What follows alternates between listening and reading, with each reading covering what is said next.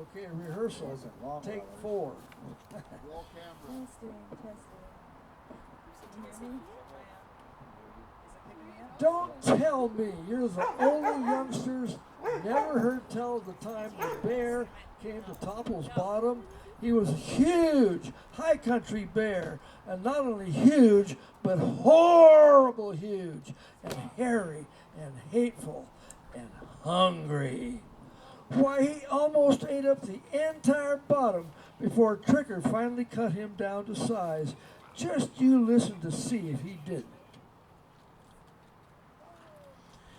It was a fine fall morning, early and cold and sweet as cider.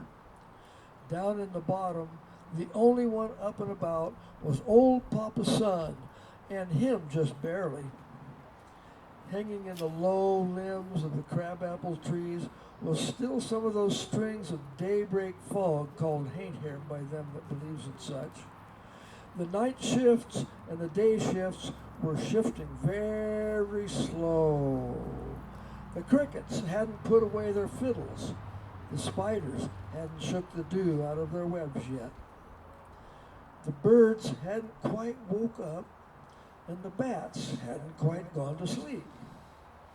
Nothing was amoved except one finger of sun slipping soft up the knobby trunk of the hazelnut tree. It was one of the prettiest times of the year, and all the bottom folk were content to let it come about quiet and slow and savory.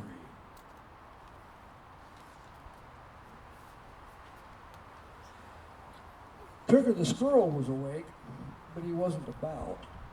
He was lazing in his highest hole in the cottonwood high-rise, with just his nose peeking out from his pillow of a tail, dreaming about flying. Every now and again, he would twinkle one bright eye out through his dream and his puffy pillow hair to check the hazel tree way down below to see if any of the nuts were ready for reaping. He had to admit they were pretty near prime. All day yesterday he had watched those nuts turning softly browner and browner, and come sundown had judged them just one day short of perfect. And that means if I don't get them today, tomorrow they are very apt to be just one day past perfect.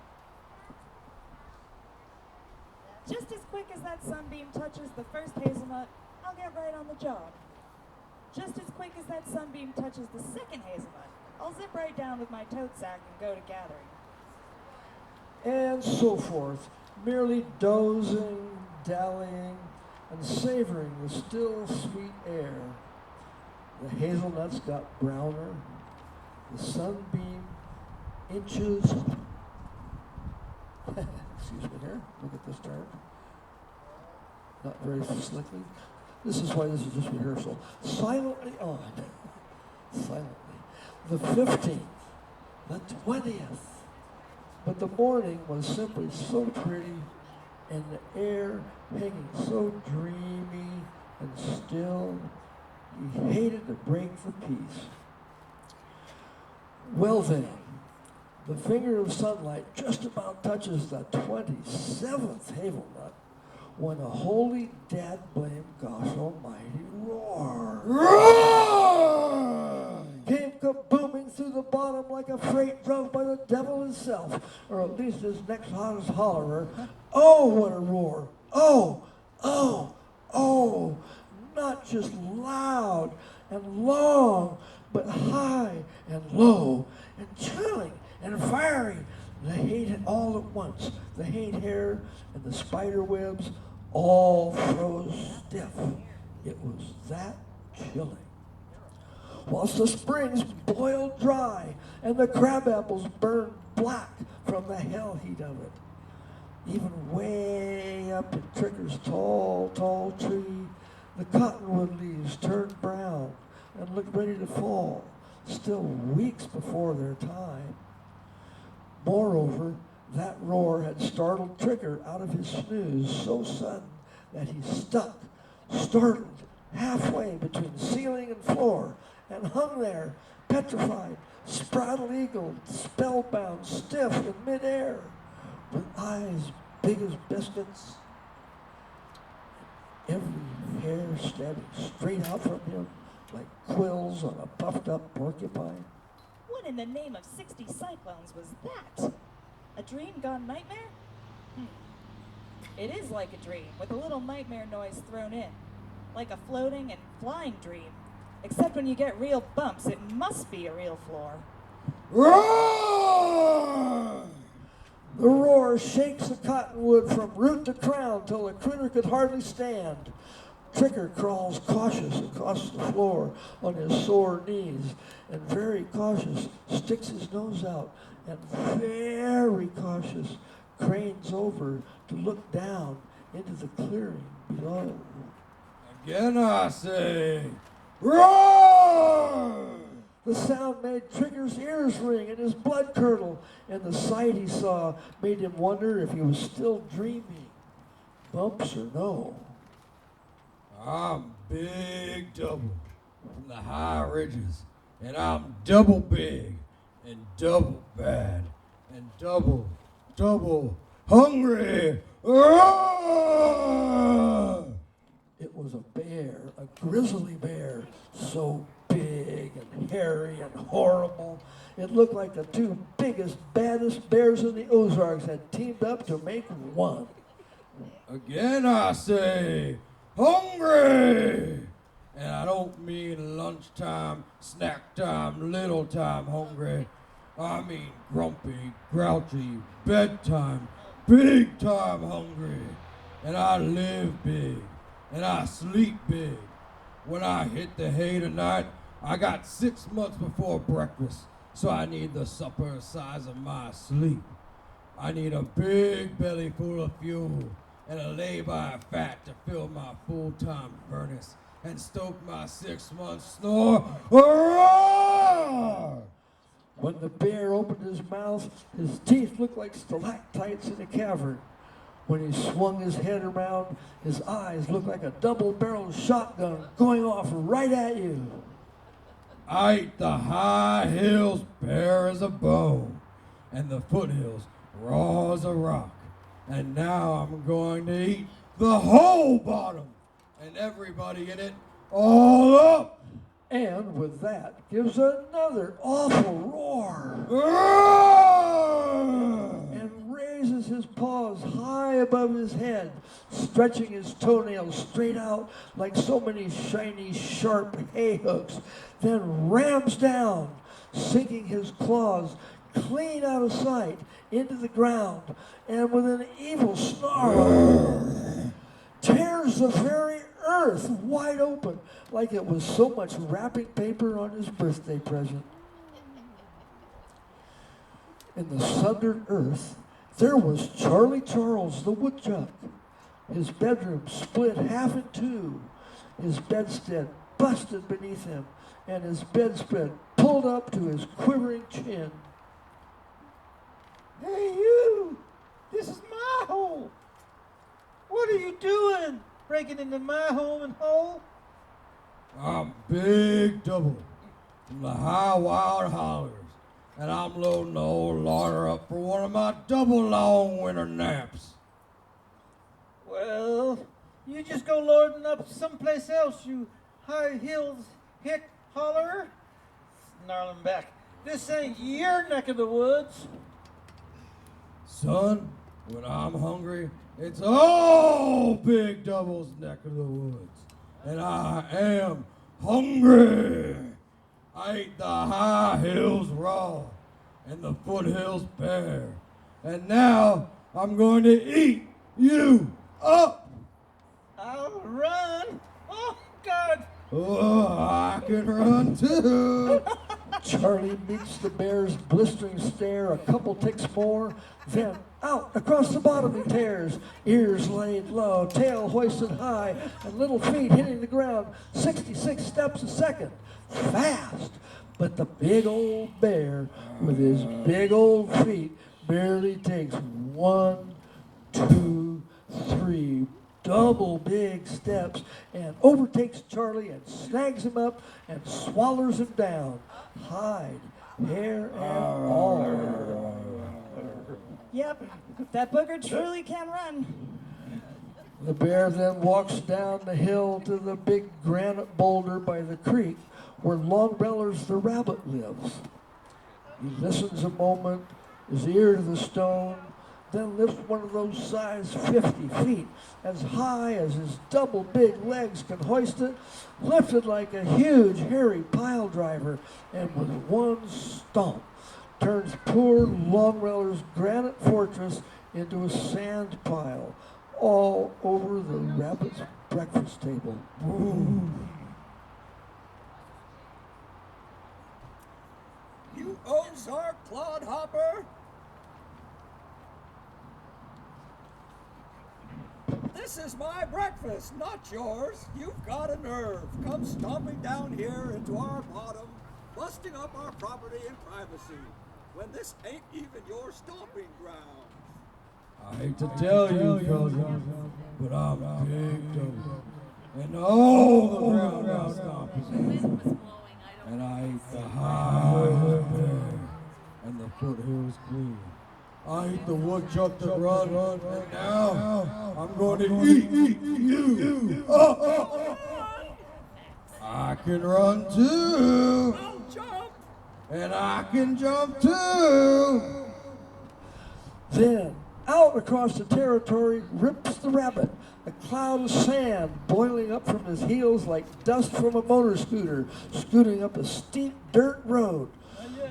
But right after him comes the bear, like a loaded log truck, roaring down a steeper one. Longbellers is almost to the hedge, at the edge of the toppled pasture, when he gathers his long ears and elbows under him and jumps for the brambles, springing up into the air quick as a covey of quail flushing, fast and far.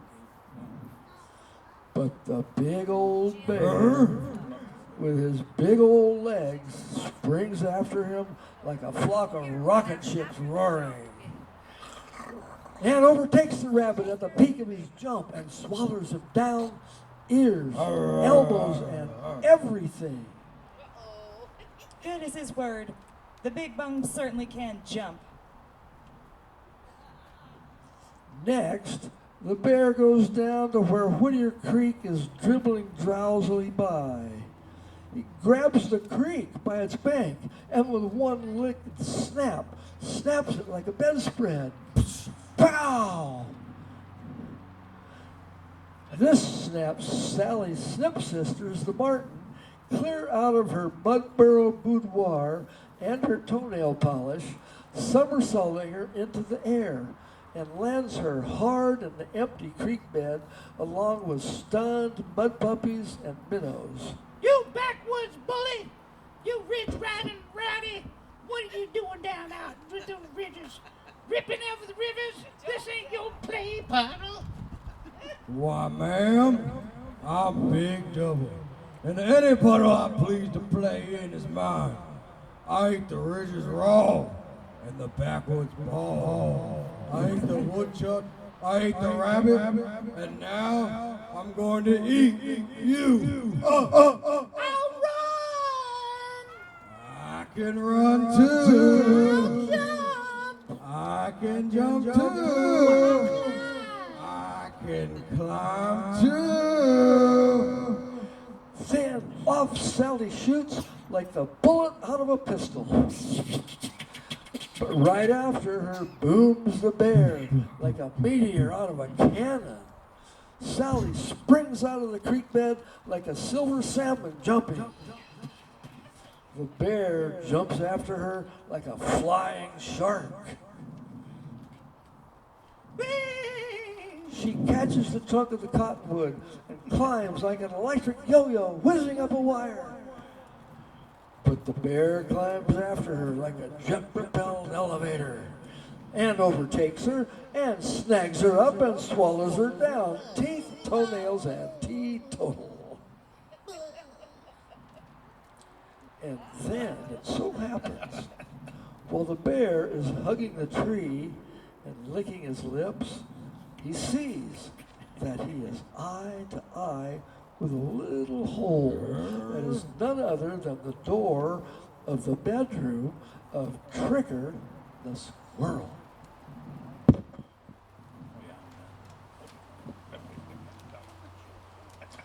Yes, sirree, Bob. You can sure shoot and climb. Who are you? I'm Tricker the squirrel, and I saw it all. And there's just no two ways about it. I'm impressed. You may have been a little shortchanged in the thinking department, but when it comes to running, jumping, and climbing, you got double portions. And E. I'm Big Double, and I know. The ridge is raw and the hill's whole. I heard it all, too. And E. Gonna eat me up, I know.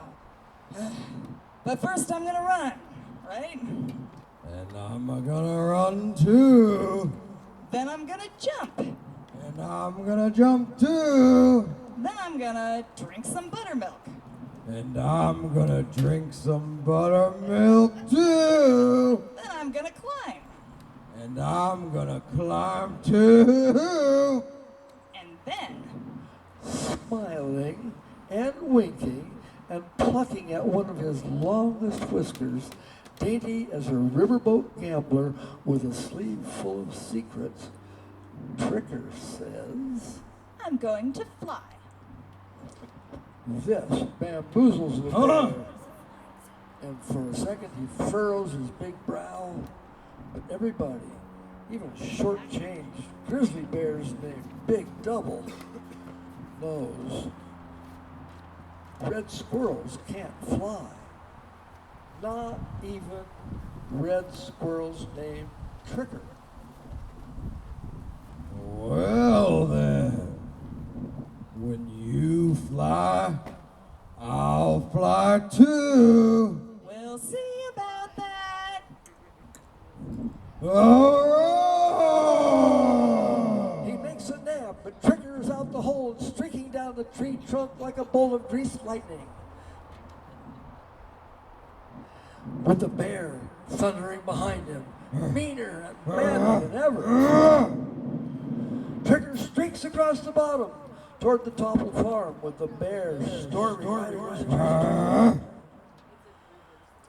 When he reaches the milk house, where Farmer Topple cools his dairy products, he jumps right through the window. The bear jumps right through after him. Tricker hops up on the edge of a gallon crock and begins to guzzle the cool, thick buttermilk like he hadn't had a sip of liquid for a month.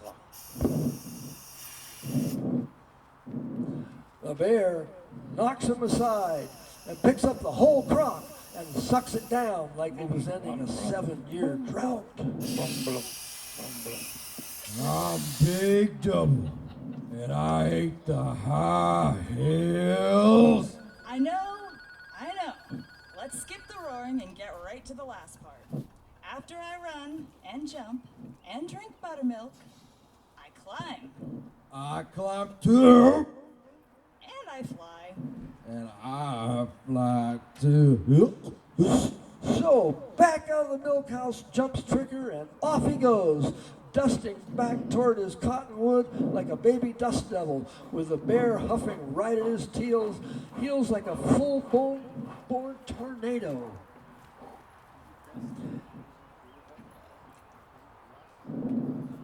Dashes through the window and up toward his tree, and up the tree scorches like a house of fire, with the bear right on his tail like a volcano.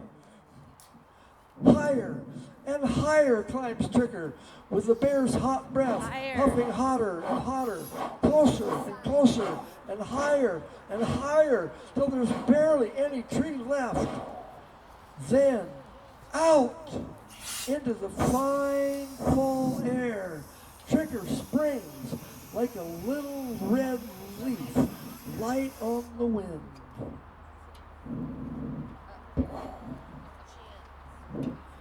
And before the bear thinks better of it, Out he springs himself like a 10-ton milk tanker over the edge of a straight down cliff.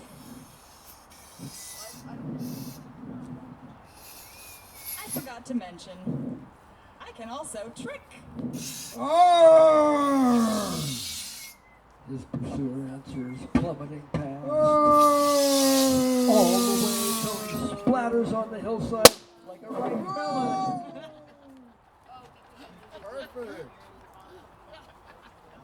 When the dust and debris clear back, Sally's stepsister wriggles up from the wrecked remains. I'm out! I'm out! Then Longrellers the rabbit jumps up. I'm out! I'm out! Then Charlie Charles the woodchuck jumps up. Oh, I'm out too! Ah. Trigger, swinging high in the sunny branches where the hazelnuts are just about perfect, grins. I was never in to get out. And everybody laughed, and the hazelnuts got more and more perfect, and the buttermilk just rolled down the hill.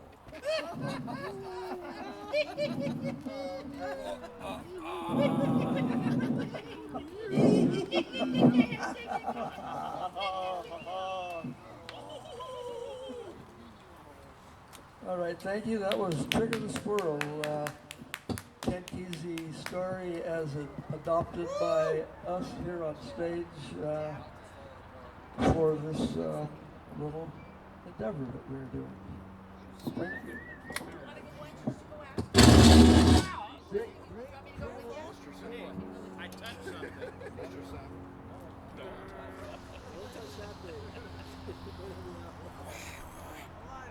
Great credit to Bridget Clancy who made the puppets. Oh, yeah, here, let me stop. Killed the sound system. She gets a lot of the blame. Thank you all for participating. Yes, thank you. You were great. You were great. And thanks to Simon for setting us up for